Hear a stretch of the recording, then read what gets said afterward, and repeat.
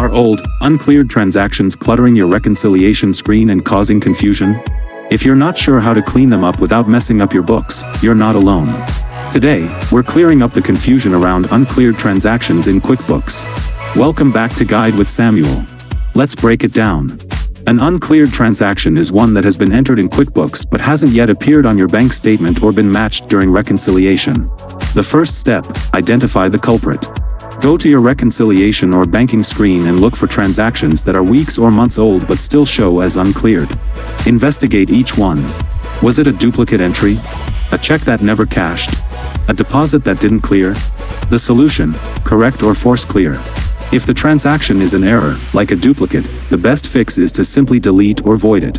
If it's a legitimate transaction that for some reason never cleared the bank, like an old check, you can force clear it during reconciliation, but always add a note explaining why. And that leads to my crucial pro tip: don't force clear without a paper trail. Before you force clear any old transaction, do your research. Check with your bank if needed. For stale checks, you may need to void them and reissue.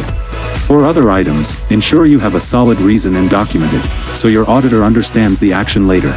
So, just like that, you can tidy up your register and make future reconciliations a breeze.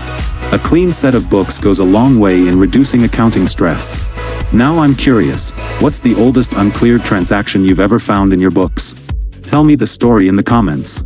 Let me know your thoughts down in the comments, and subscribe for more clear-cut guides like this one. Thanks for watching. I'm Samuel, and I'll see you in the next video.